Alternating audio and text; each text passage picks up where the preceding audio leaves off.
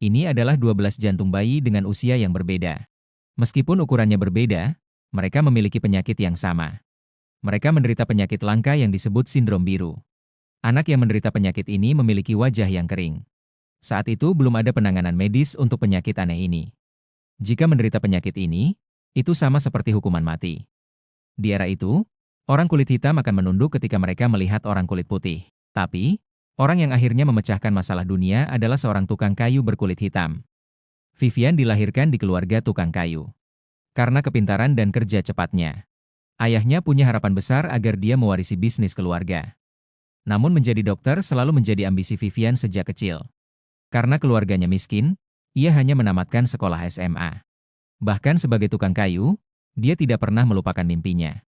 Setelah 7 tahun, Vivian akhirnya menabung cukup uang untuk kuliah.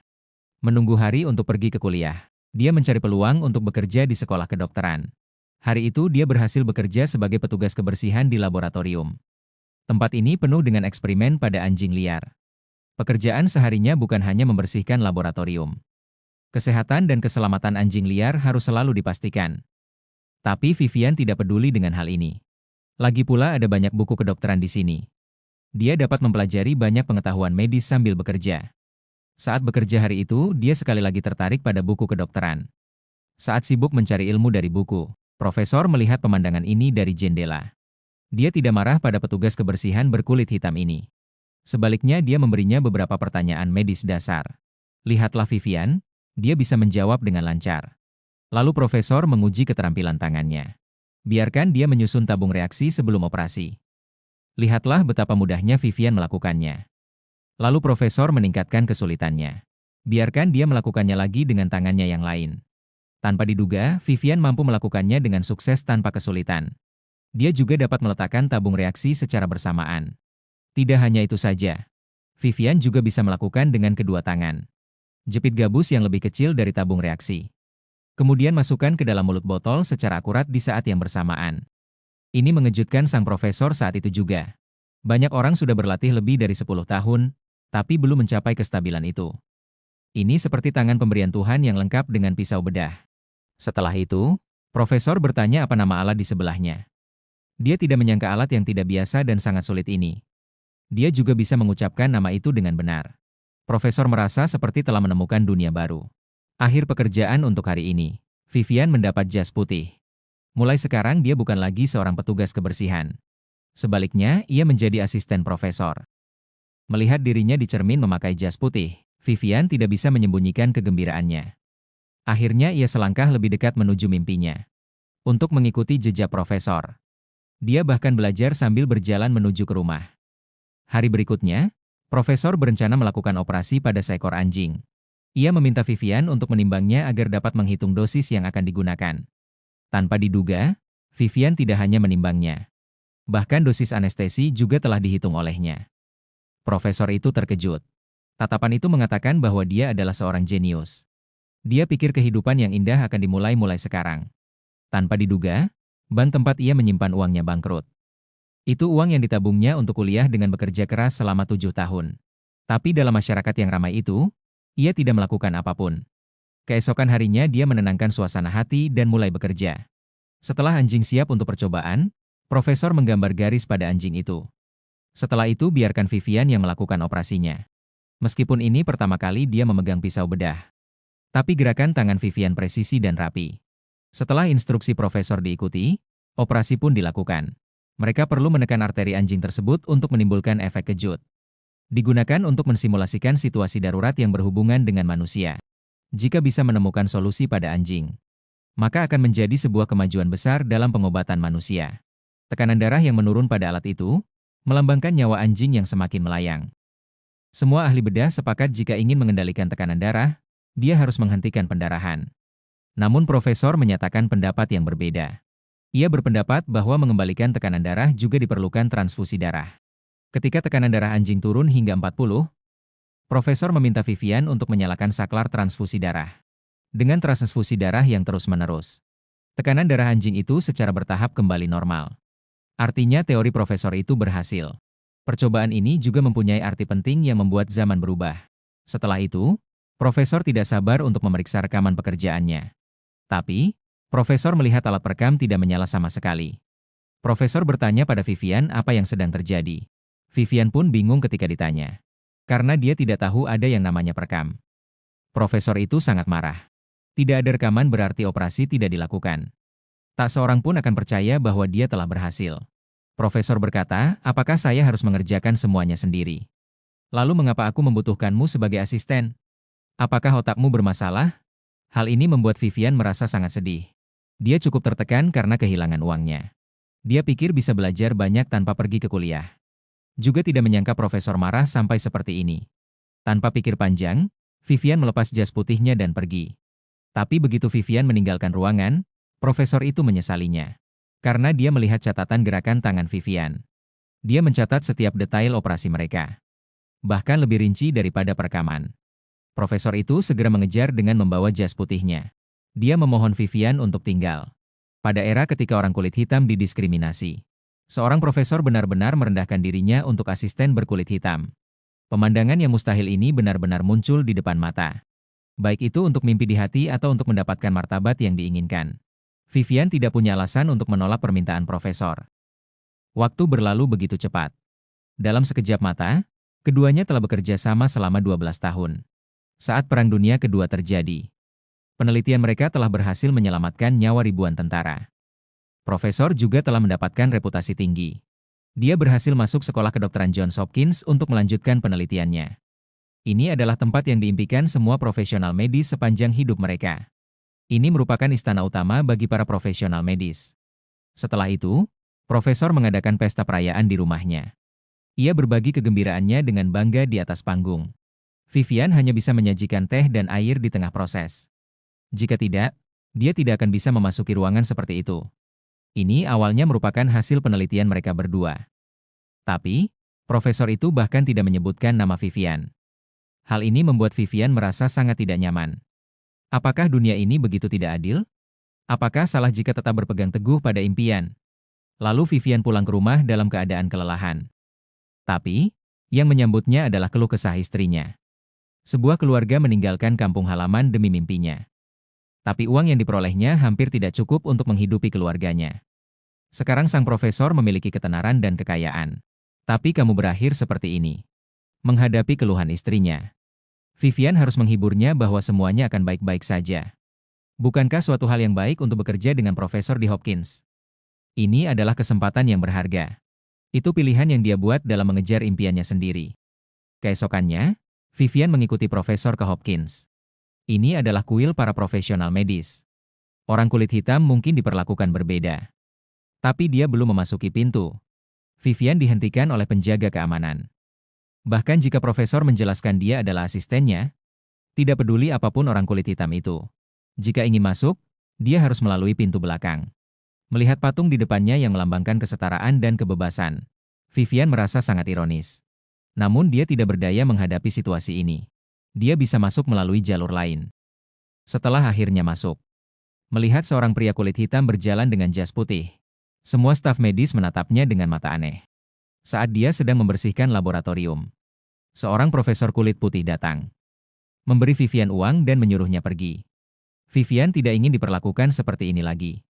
Vivian mengambil uang dan mengembalikannya ke tangan profesor itu. Dia mengatakan, aku bukan budakmu. Lalu berbalik dan meneruskan pekerjaannya. Profesor itu sangat marah, dia mengancam tidak akan membiarkannya. Betapa sombongnya dia sekarang. Sungguh tamparan di wajah yang akan kau di masa depan. Setelah semuanya siap, seorang dokter wanita berinisiatif menemui Vivian. Dia adalah pelopor di bidang kardiologi. Dia menangani pasien anak rheumatoid arthritis karena penyakit jantung bawaan. Wajah mereka menjadi pucat karena kekurangan oksigen dalam paru-paru mereka. Jika operasi dapat dilakukan untuk mendapatkan sirkulasi darah ke paru-paru, maka masalahan ini dapat dengan mudah dipecahkan. Tapi, teknologi kedokteran belum berkembang dengan baik pada saat itu. Jantung merupakan hal yang sulit di seluruh kalangan medis. Tidak ada seorang pun yang berani melakukan operasi jantung. Hal ini juga menyebabkan tingkat kematian 100% untuk penyakit ini. Dokter wanita ingin mengajak keduanya untuk mencari solusi bersama. Melihat senyum polos sang bayi di dalam inkubator, sang ibu di sampingnya menangis sepanjang hari. Profesor itu segera mengambil masalah dunia saat ini. Karena jantung bayi terlalu lemah. Mereka memulai percobaan lagi dengan anjing liar. Hal pertama yang harus dilakukan adalah meniru gejala negatif pada anjing. Kemudian mereka bisa menemukan solusi spesifiknya. Namun, tidak mudah untuk meniru gejala negatif pada anjing. Karena tidak ada alat vaskular yang cocok untuk percobaan ini. Tidak ada ventilator yang tersedia. Saat ini, Vivian sepenuhnya memanfaatkan bakat tukang kayunya. Dia merakit ventilator menggunakan bagian-bagian bekas yang dikumpulkan. Ia juga menggunakan tekniknya untuk merancang penjepit pembuluh darah yang cocok. Operasi yang panjang itu bahkan membuat mata Vivian tertutup. Karena setelah bertahun-tahun beroperasi, dia tahu letak pembuluh darah di jantung anjing seperti punggung tangannya. Bahkan dengan mata tertutup, Vivian dapat mencapai jahitan yang sempurna. Operasi ini membuat mahasiswa itu kagum. Mereka berharap dapat bekerja dengannya di masa mendatang. Ini pertama kalinya Vivian menerima pujian dari orang secara langsung. Hal ini membuat Vivian merasa jauh lebih nyaman. Bagi seorang berkulit hitam untuk bekerja dengan seorang dokter kulit putih. Bahkan wanita yang menyajikan makanan di kafetaria menghormatinya. Setiap kali mendapat makanan, dia memberi lebih banyak dari orang lain. Hal ini menimbulkan rasa iri di kalangan kulit hitam. Pria gemuk itu berkata ke Vivian, "Bahkan jika kamu memakai jas putih, gaji yang kamu peroleh tidak sebesar gajiku." Vivian yang fokus pada penelitian, tidak pernah memperhatikan gajinya. Dia selalu berpikir gajinya lumayan besar. Saat dia datang memeriksa, dia mendapati dirinya yang biasanya bekerja di tingkat pertama. Gaji yang diterimanya adalah gaji pekerja tingkat ketiga yang terendah. Itu karena dia berkulit hitam. Bekerja keras setiap hari tidak menghasilkan uang sebanyak petugas kebersihan. Vivian berpikir profesor juga harus tahu tentang ini. Dia berencana untuk berbicara dengan profesor. Keesokan harinya ia melanjutkan percobaannya. Profesor melihatnya bekerja dengan serius. Bercanda mengatakan padanya untuk berhati-hati agar tidak melenyapkannya. "Kalau tidak, aku akan memotongnya dari gajimu."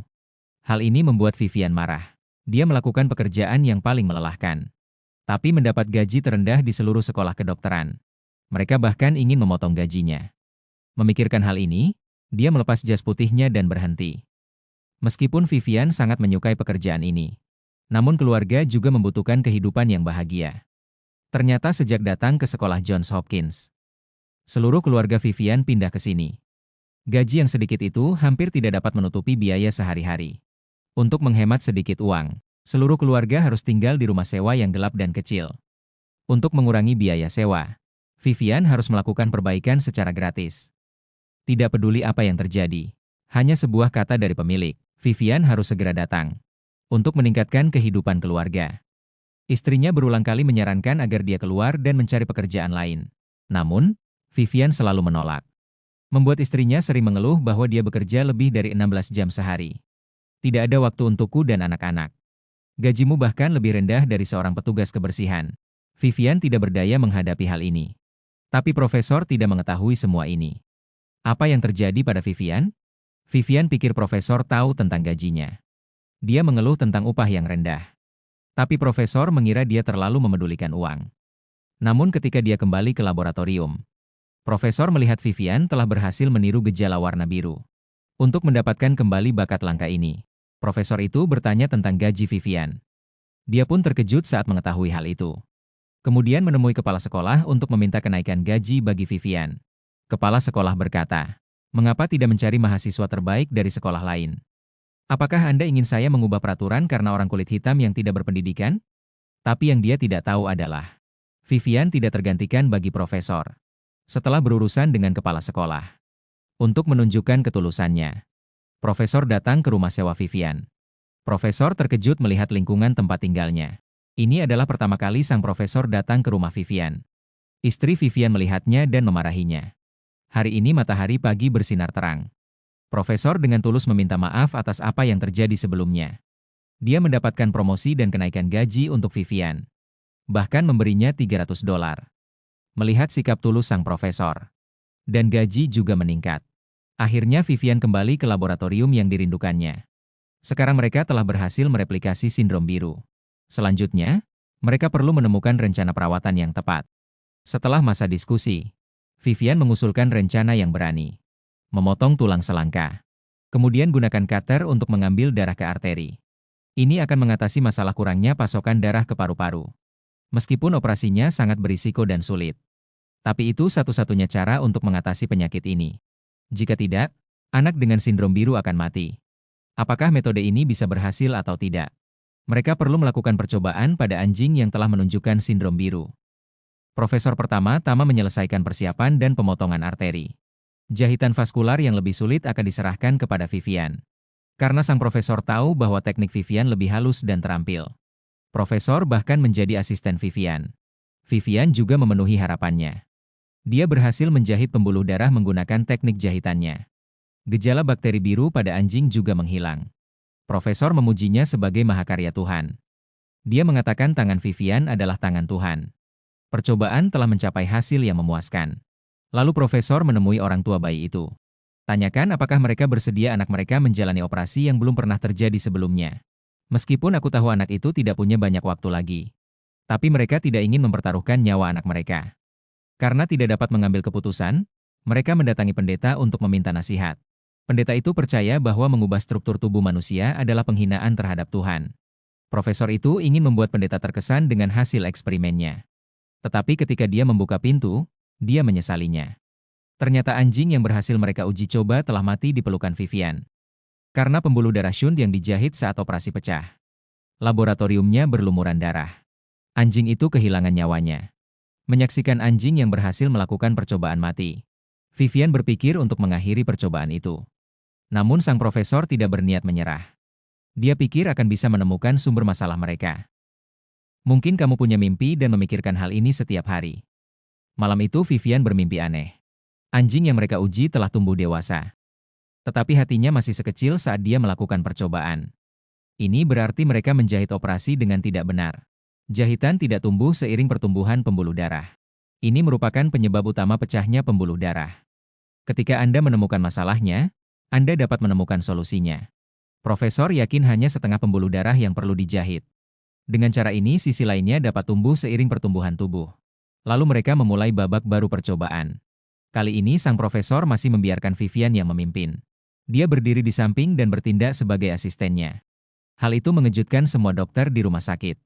Karena ini bukan hanya operasi jantung. Dan dokter bedahnya adalah seorang pria kulit hitam yang diremehkan. Vivian merasakan banyak tekanan. Dia menutup mata dan mencoba rileks. Dengan dorongan dari profesor dan teknik terampilnya. Percobaan itu berhasil dengan sepenuhnya. Orang tua dari bayi itu akhirnya setuju untuk operasi.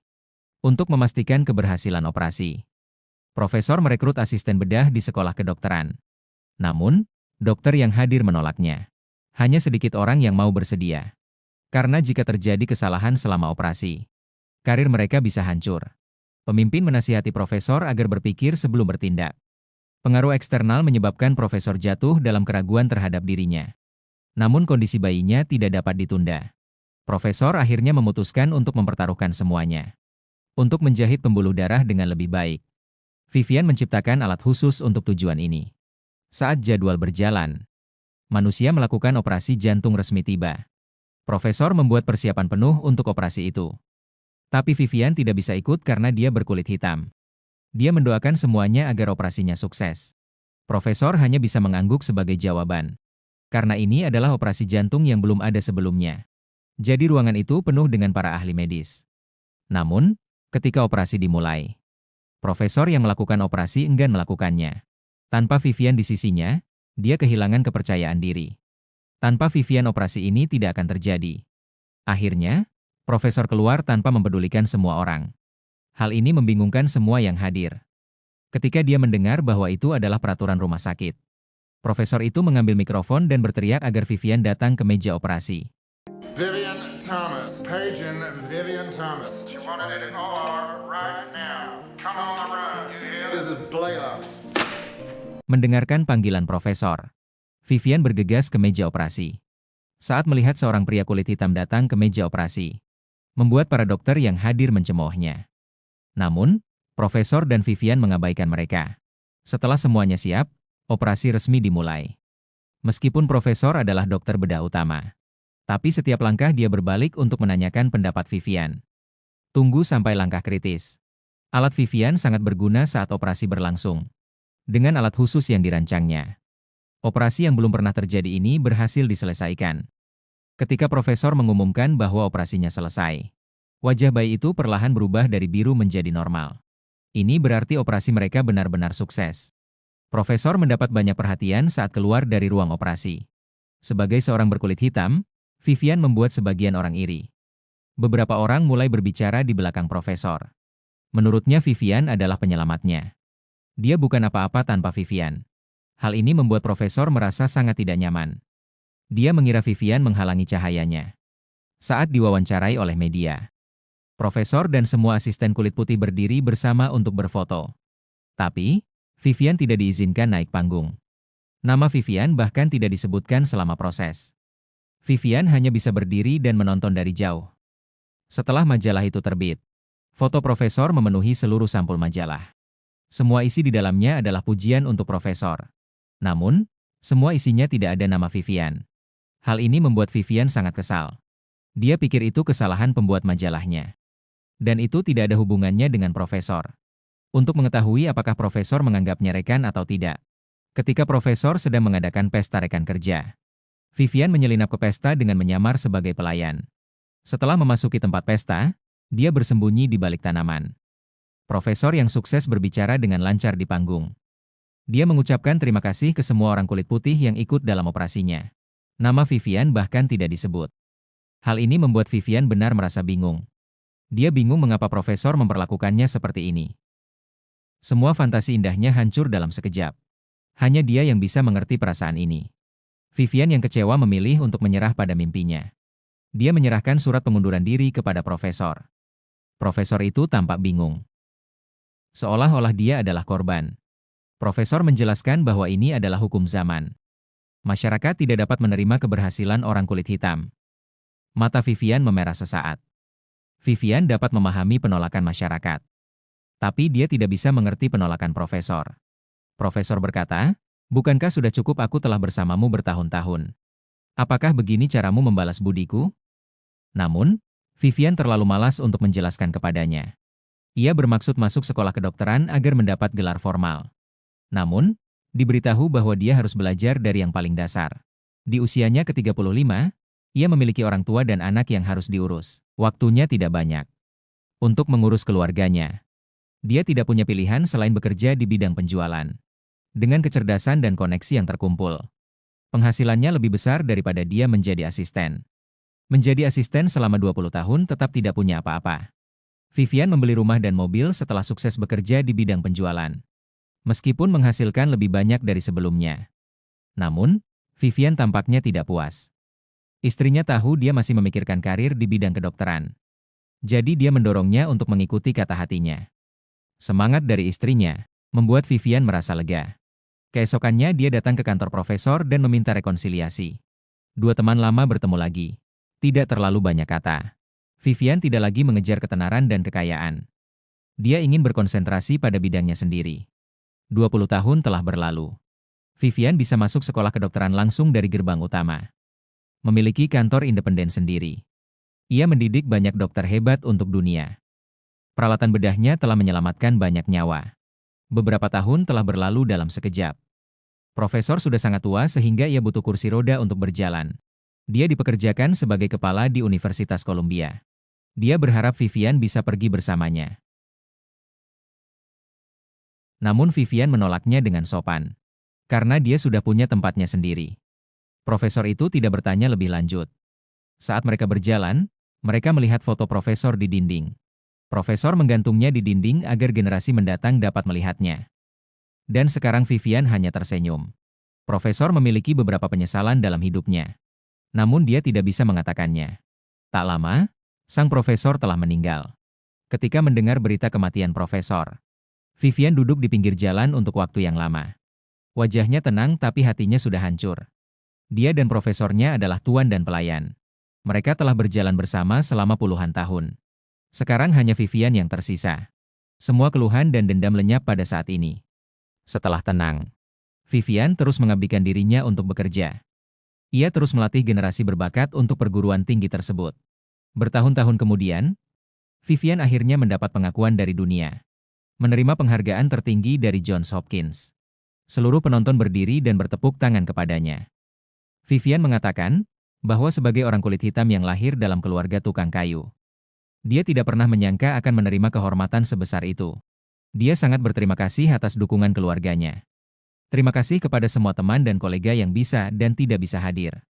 Staf juga mengungkap foto yang disiapkan untuknya. Dia akhirnya mendapatkan pengakuan semua orang melalui usahanya. Melihat foto dirinya tergantung di dinding bersama dengan foto lainnya. Dan digantung di samping profesor. Vivian terharu dan menangis. Benih yang ia tanam dalam hatinya telah tumbuh. Sekarang telah tumbuh menjadi pohon yang tinggi. Melihat sahabatnya yang telah menemaninya sepanjang hidup, hati Vivian dipenuhi emosi. Kemudian Vivian meninggalkan aula dengan keyakinan sang profesor.